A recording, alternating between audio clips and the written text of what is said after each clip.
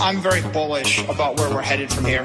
Bitcoin will go to zero. Well, it's real. It's better than gold. It's so good. Bitcoin losers in the audience. It's not going to zero. It's going to 1 million. Bitcoin will go to zero. The legend of Satoshi Nakamoto. Some little Jap man in a cave. Bitcoin is, like it or not, it's going to 1 million. Bitcoin will go to zero. Sure. It's not going to zero. Zero. It's going to 1 million. Zero. Sure. It's not going to zero. Zero. It's going to zero. Sure. It's not going to zero. Zero. GM, and welcome back to the channel. In this video, we're taking a look at whether Michael Saylor is about to dump his Bitcoin bags. A lot of speculation around that one. And also, has Pepe Coin now topped? Is it the end of the meme season? So let's jump into these two main stories. If you're new here, make sure you subscribe and hit me with a GM in the comment section down below. Let's keep the positive vibes rolling. So a quick look at the Bitcoin chart here, and you can see that we have printed a bit of a lower high.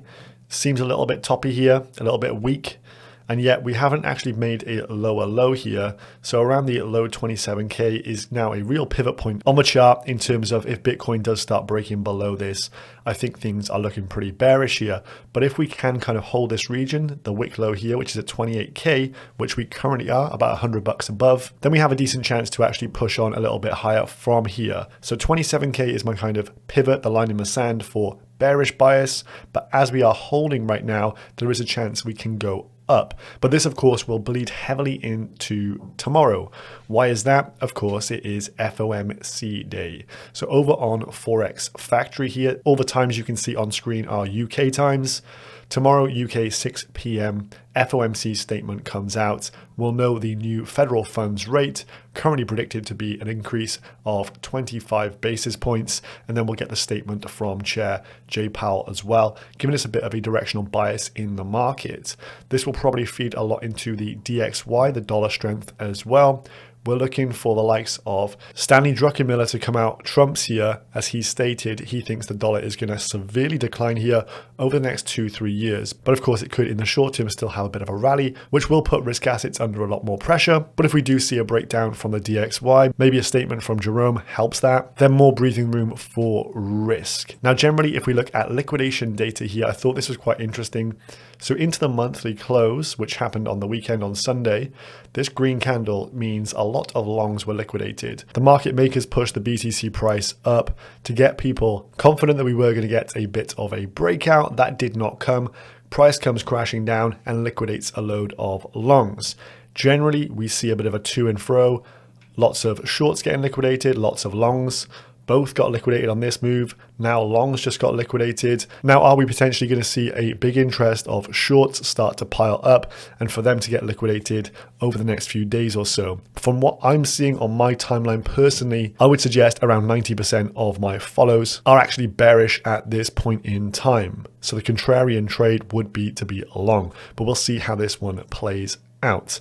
Let's jump into the main story. So yesterday, Microstrategy's earnings call came out. We have some of their balance sheet here. And this tweet on screen did absolute numbers from a Row Rider, a very small account, got over 665,000 views up to this point. He says, look, there's a few gems within this. He states that MicroStrategy is at an operating loss.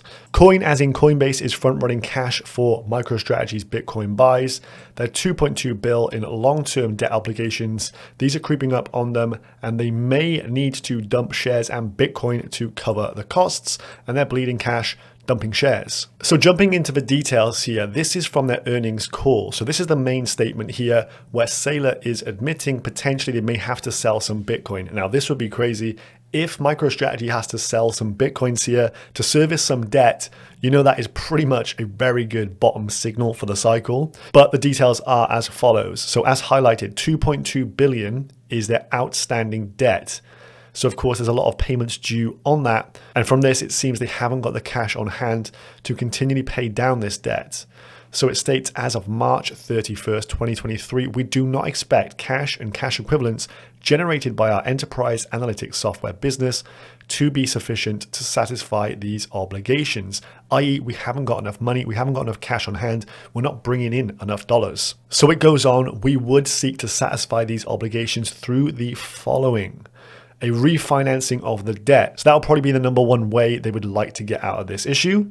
but we could also generate cash from other sources. So this is where it does get rather saucy. This may include the issuance and sale of their stock, borrowings collateralized by Bitcoin. They've done that previously. They recently paid off a Bitcoin collateralized loan, remember, or in bold, the sale of our Bitcoin. So potentially they've got a lot of Bitcoin on the balance sheet. We know that. Third biggest holder outright. Well, they're saying we could have to sell our Bitcoin to meet our debt obligations. So a bit of a frenzy around this one. A lot of people getting hot under the collar, a bit bothered about this, because those are the kind of words Saylor you would never hear from his mouth directly. There is no second best. Cochrane was all over this, not looking good for Microstrategy, who now confirms they are overextended and cannot cover their own debt interest. They've suggested that even sales of Bitcoin may be on the table to service said debt.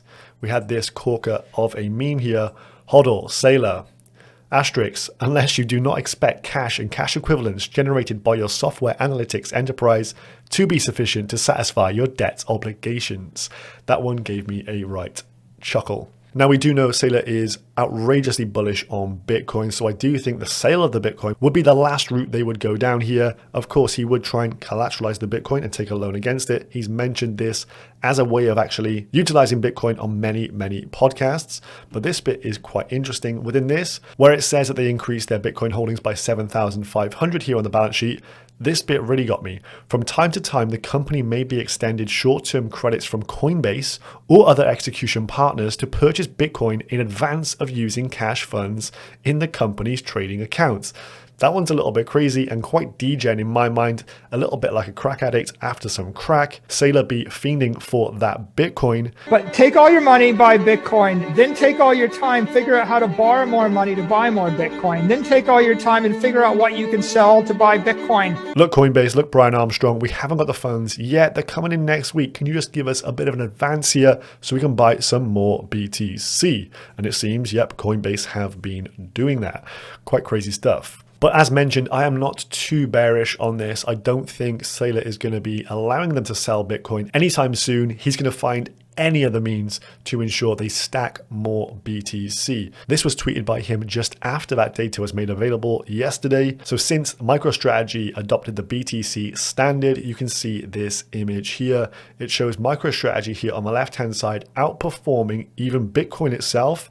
So during this time frame, which is back to August 10th, 2020, when he went all in Bitcoin, MicroStrategy actually performed better than Bitcoin, which is crazy, better than the S&P, better than NASDAQ, gold, silver, you name it, it's on here, and they've outperformed. So with this kind of conviction, I can't believe he would be looking to sell his Bitcoin. And then his most recent tweet here, a reply to World of Engineering, what is the most mind-blowing engineering marvel you know about? And he just put hashtag Bitcoin. As ever, Gigabull on Bitcoin. So Saylor dumping his Bitcoin bags, a bit of a sensational headline in my opinion, and I'm not too worried at this point in time. But as I say, if he does dump his Bitcoin, that is a bottom signal. The market would not like that. That would probably be a very good opportunity to scoop some up at a discount. Now, over this weekend, Pepe Coin has been on an absolute rampage, and with it, all these derivative Pepe frog based assets. It was a rather crazy weekend at the casino, which was Uniswap V3. And as you can see, Pepe is now over a $500 million market cap, which is rather hilarious. Here is the chart, however. It kind of looks like over the last day or so, it has printed a bit of a double top. Now, could it have actually topped here? And what evidence do we have to suggest maybe it has? Top signals posted here by CryptoCevo. Happy end. This is on Broadway, an image of Pepe on the big screen there. Typically, that's a bit of a top signal for anything. But then we have this. So this was retweeted by Arthur Hayes, the co-founder of Bitmex. Bitmex coming soon, new perpetuals, contract listing, PEPE USDT and PEPE USD. This goes live tomorrow on May 3rd. Typically what happens when you have Perps listings, full coins doing a lot of volume, you get big whales coming in and shorting these things to oblivion. They can manipulate the prices on exchanges as well. And it has been a top signal for a load of coins here recently in the crypto markets during Q1. So this could spell the top for Pepe. And I'm pretty sure this will actually mark an increase in volatility, dare we say it, for the Pepe token as well, because there will be games being played by whales pushing this price around like nobody's business, I do believe. So when we look at the meme market here, there's been a load of them just flying up over the last 24, 48 hours. Pepe is now number 3, $500 million market cap here, 10x away from Shiba Inu, 20x away from Dogecoin there. What a mighty run up it has had thus far. Comment down below, do you think that this, the Bitmex listing of futures for Pepe token, will mark the top for it? Is it now going to be a bit of a down only sideways chop, or could this fuel another run to the highs yet again? Comment down below, guys. I'd love to hear your thoughts on this, and let me know if you've been gambling on these memes over the last weekend. So that is all from this one today, folks. The FOMC meeting likely to be a nice volatility event, potentially sparking the next direction for Bitcoin. We got some lines in the sand here, 27K. We'll join up again tomorrow, so make sure you do subscribe to the channel, and I'll see you then. Peace.